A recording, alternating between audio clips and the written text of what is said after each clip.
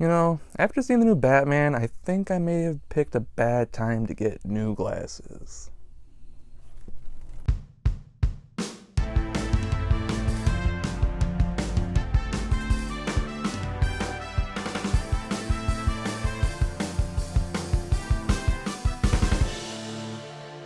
Well, today, if you can't tell, we're talking about a movie that I've been waiting for a very long time, and that is this guy back here, the new Batman movie. Yes, Robert Pattinson, he has the cowl on, he's ready to go, and is he the best Batman of all time? No. But did he have to be, in my opinion? Absolutely not. Is he a great Batman? I truly think so. He was great at fighting.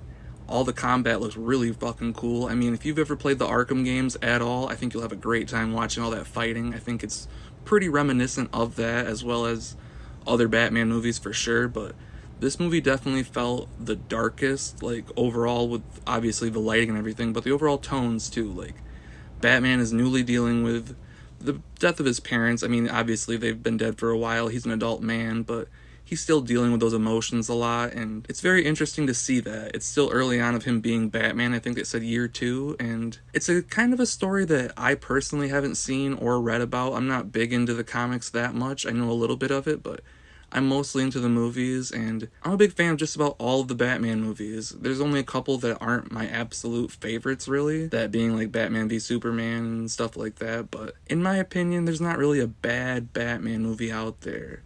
But that being said, I think he did fantastic playing this different side that I haven't really seen on the big screen personally, and how he's dealing with everything and trying to be the hero that he's trying to be too at the same time. It's a really interesting dynamic, and I think Robert Pattinson played it fantastic.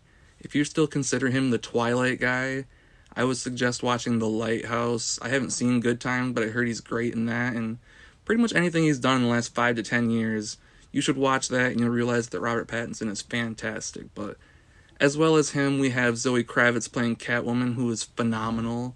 Really, really loved her. She's now definitely a celebrity crush of mine because she was just so awesome in that movie. And there were other people like Andy Serkis in the cast, who I love to see all the time. He was playing Alfred, and everyone in this movie is just really great too. There's not really a bad person. I will say too that this also felt more like a crime thriller more than it did a superhero movie, which I personally really loved. I mean, the addition of Paul Dano, phenomenal as the Riddler. Definitely a different take and kind of really, really creepy. It left me with goosebumps on my arms like right away in the first scene he was in. He kind of is reminiscent of like a Zodiac killer type, which is really interesting, and a lot of people will probably make this comparison, but it reminded me a lot of the movie Seven with Brad Pitt and Morgan Freeman. Obviously, if you know, you know. He's the murderer is copying all the 7 deadly sins, and it's really, really crazy. And this movie follows kind of a similar path where Batman's trying to figure out who he's going to target next, and he's giving him all these different creepy riddles, and Paul Dano is just fantastic doing that kind of work. If you've never seen Prisoners, Denis Villeneuve's older movie that I think came out probably almost 10 years ago by now,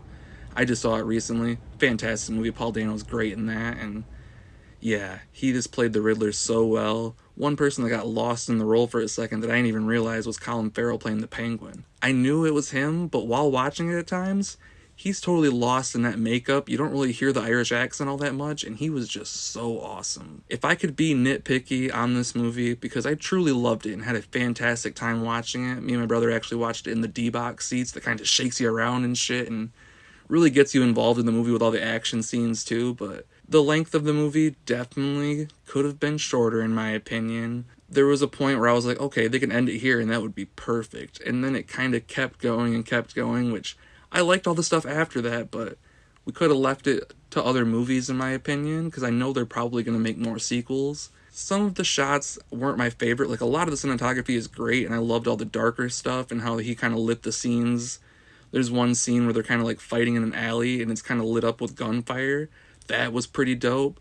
But there's a scene where he's kind of floating through the air and there's a head-on shot of Robert Pattinson floating, and I don't know, it looked kind of silly to me and I laughed out loud in the theater and no one else did. So that's a personal thing, but there were just a few minor nitpicky things that kind of made it not my absolute favorite Batman movie. I mean, The Dark Knight, I just absolutely adore that movie. I rewatch it all the time. I rewatched it this morning before making this video just to have my thoughts properly, to make sure that this movie's not better, which I don't think it is. It is a great movie. It is up there, like right next to it, of being like the best Batman story. Like the Batman versus the Dark Knight.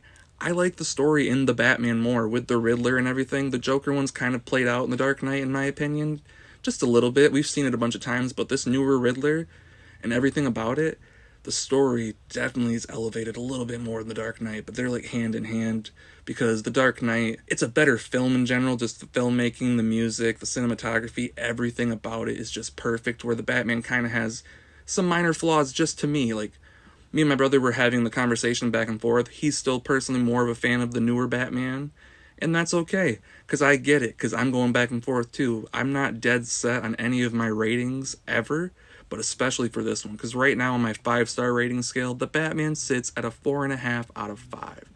Will it go up to a 5? Probably. Will it even go up to a 5 before I put this on Letterboxd? It possibly could. I might even put it up to a 5 in this video on my little ratings that I put on the screen. Just because this movie is definitely one that I will be going to see in theaters again with my other brother very soon. And I might even go watch it again on my own because I truly loved this movie. The runtime is a lot. I know where I can kind of take breaks in the theater now if I need to go out to go to the bathroom, but in my opinion, go see the Batman on the biggest screen you possibly can. I want to go see it on IMAX next time I go. Hopefully I will, but that being said, go see it. I think you'll have a great time. If you're a Batman fan, I think you'll get a huge kick out of this movie. If you're a fan of the Arkham video games, I definitely think you're going to like all the action and everything like that. And if you're just a fan of movies in general and a good crime noir type story, go see the Batman. I think you're going to have a great time. And yeah, thank you so much for watching this video, and if you liked it, give it a like, comment your thoughts. I love to talk about movies and everything, and if you'd love to talk with me on there, that's cool. Follow me on Letterboxd, that's where you'll see my ratings very up to date. I watch movies, sometimes multiple movies a day. You'll see all my ratings and little blurbs on there, and yeah, thanks so much for watching, guys, and I will see you next time.